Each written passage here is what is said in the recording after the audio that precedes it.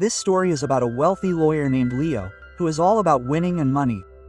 One day, his car is involved in an accident, and when his soul ascends to the spirit world, he discovers that his time hasn't yet expired.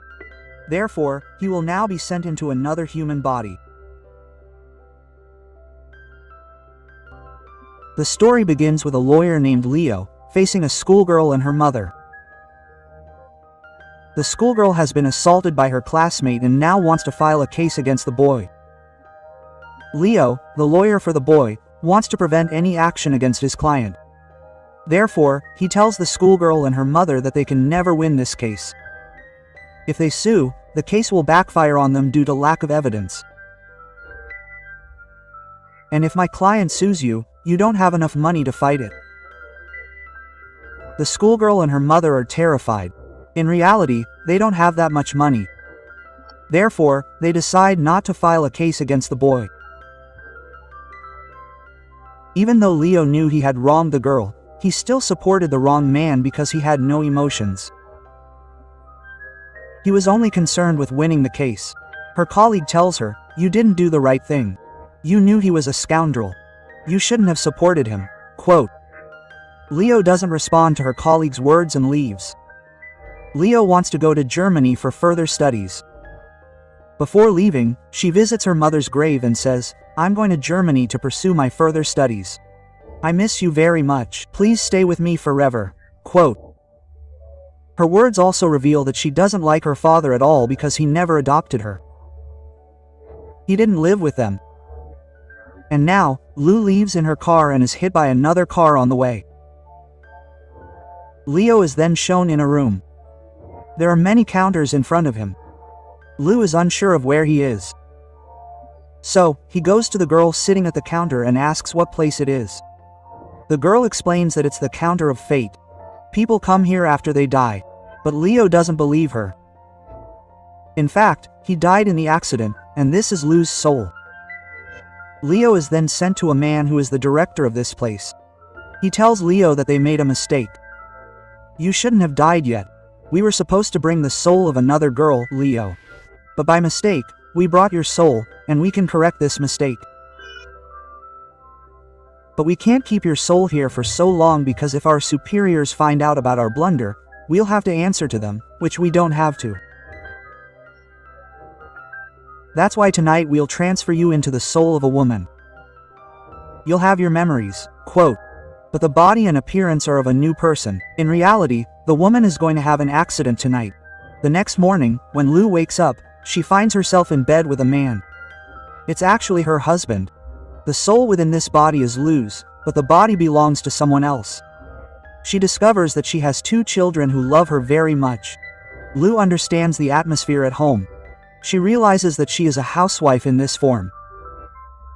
She drops her son off at school and then goes straight to her office, where she meets her colleague, but he doesn't recognize her. Lou realizes there's no point in talking to her, so she leaves.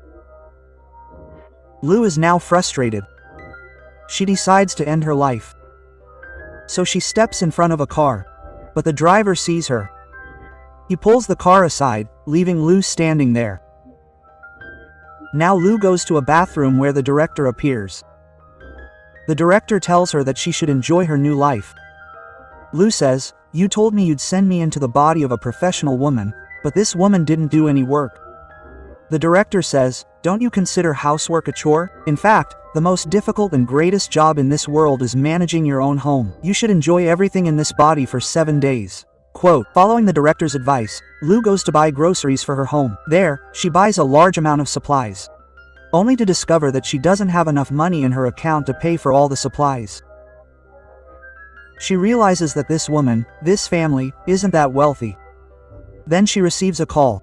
She is told that her son is waiting for her at the bus stop.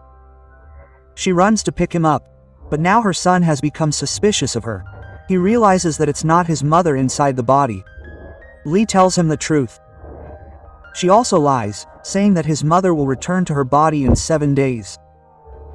She doesn't want to break the child's heart. They develop a friendship. Leo says, "Promise me you'll never tell anyone my secret." The child says, "Okay, I promise." And now he tells Leo everything in the house. She cooks dinner for everyone. But her husband and her eldest daughter don't like it. Hearing this, Lu becomes very angry and scolds them and tells them to eat. They all eat quietly. Then, when she goes to sleep, her husband tells her that they have to go to a party soon. Lu is delighted. She says, "I want to buy a new dress for the party." Lu's husband is a little shocked, as his wife never makes such demands. She always saves money. Leo's husband says, "Okay, you can buy a new dress." He then tries to get closer to Leo, but Leo, using one excuse or another, pushes him away and goes outside to sleep on the couch. The next day, she goes to the grocery store with her son, where she buys vegetables of everyone's choice. When her husband returns that night, he finds that Leo, his wife, has bought some clothes for her. He's stunned to see the prices. These clothes are incredibly expensive. He can't understand what's wrong with his wife. He tries to reason with her, asking how she, a woman who always saved money, could spend so much. Leo asks, "What's the point of earning money if we don't even spend on ourselves?" Her husband replies, "We're saving this money for our children's education." Upset, he goes to the office to work overtime that night. This upsets Lu, who goes to a bar for a drink. She believes she's the same woman Leo doesn't know. She approaches Lu, believing she's the one possessing Leo's soul. She tells him, "I love your family. The way you manage your home and your children with your husband is truly wonderful. I'm happy to see your family." Quote. Hearing this, Lu also feels deeply moved. She then escapes the floodwaters and, as she's heading home, sees her daughter about to kiss a boy. She steps in between them, frightening her daughter and trying to leave. Lee then approaches her and says, "You have a boyfriend. I don't have a problem with that. You shouldn't be so far ahead in a relationship. You're still schooling age. You should have told me about this." Quote. Her daughter was worried her mother would scold her, but that didn't happen. Now, she promises her mother that she'll tell Lu everything about herself. Lu has become very close to both of her children. One night, the director visits her again and asks, "How's this life?" Lu explains that it's not so bad. Being a housewife isn't difficult. Then, she watches her wedding videos, and for the first time in her life, she feels a desire to get married. She falls asleep while watching the wedding video. A short while later, her husband returns home and puts her to bed. When she wakes up in the morning, she sees a dress her husband bought for her. Lu puts it on. She's overjoyed to have the dress and goes to a party with her husband. There, she discovers that her husband is a very honest man. That's why her boss doesn't give him promotions, because he wants her to join him in his wrongdoings, which Leo's husband doesn't want to do. Now, Leo has heard everything his boss has said. She motivates her husband, telling him to speak his mind openly. She takes him to his boss, where other people are also sitting. But her boss starts abusing Leo. This enrages her husband. He blurts out everything he's been holding in his heart in one breath. This deeply insults him, and he leaves. Leo's husband feels very happy today because everything he's been holding in his heart for years has finally come out because of Leo. Seeing Leo's changed side, her husband is overjoyed. The two of them go out and have a great time, and when they're in their room at night, they hear screams coming from their daughter's room. When they go into her room, they find her daughter with bruises on her face. Leo tells her husband to leave. When her husband leaves, Leo's daughter tells him, "My boyfriend tried to force himself on me, and when I tried to stop him, he beat me." Leo's husband overhears everything. He goes to the boy's house that very night and beats him severely. The boy's family files a case against Leo's husband. Afterward, Leo goes with her husband to the police station, where the boy Leo assaulted is sitting with his family. His family has hired a lawyer who is threatening Leo and her husband. Just like at the beginning of the story, Lee intimidated the girl and her mother to save his client, causing them to withdraw the case. Lee goes to the bathroom, distraught. She realizes what she did was terribly wrong, but she regains her composure. and, demonstrating her lawyer skills, terrifies the other lawyer and his family. The family agrees to withdraw their case. She also teaches the boy a lesson, leading him to apologize to Leo and his family. Leo then returns home to find his daughter deeply upset. She tells her mother that she will never date another boy again. But Lee explains to her that not everyone is the same. We should never judge each other based on the opinions of a few people. Thanks to Leo, happiness has now returned to the family. Her daughter, son, and husband are all very close to Leo. Leo is also very happy with her family. The next morning, as she is dropping her son off at school, her son suddenly loses his vision. She takes him to the hospital, where the doctor tells her that his cornea is deteriorating and that an operation is needed immediately, and if not performed, her son will lose his sight forever. Lou quickly undergoes eye surgery, which completely restores his vision. The next day, as she is going to the hospital to visit her son, she encounters the director, who tells Leo, "Your time is up. Come back with me." Quote. Leo has completed 7 days in the woman's body. Leo says, "I want to see my family one last time." She is deeply attached to them. She goes to the hospital, where she first meets her daughter. She is extremely emotional. Then she confronts her son, then her husband. When she comes out of the hospital, the director is already waiting for her, and she gets into his car. The director drives his car to the same location where Leo's car accident occurred. On the way, he tells Lou, "I know your father. He always regretted leaving you and your mother forever. He wants to apologize to you. I know you harbor a lot of hatred for him. If possible, please end this hatred forever. If it were possible to go back in time and fix everything, he would definitely do so. He would definitely apologize to you and your mother." Quote. Then they arrive at the spot where Leo's car accident occurred.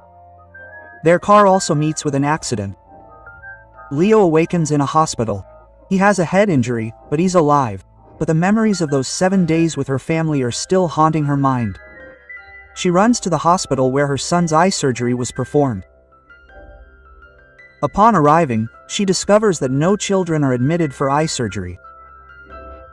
She then returns home, to the same family where she stayed for 7 days. But there's a different family there. She meets the people around her. But none of them know Leo's true identity. Leo realizes that what she experienced for 7 days was just a dream. She was in a coma for the past 7 days, and everything she experienced during that coma was a dream.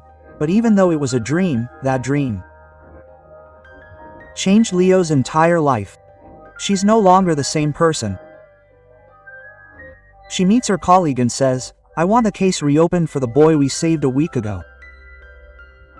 I have all the evidence against him." Quote, "We will get justice for that student and his mother." She now lives with her sister and niece, having understood the value of family. She then looks through an old album at home.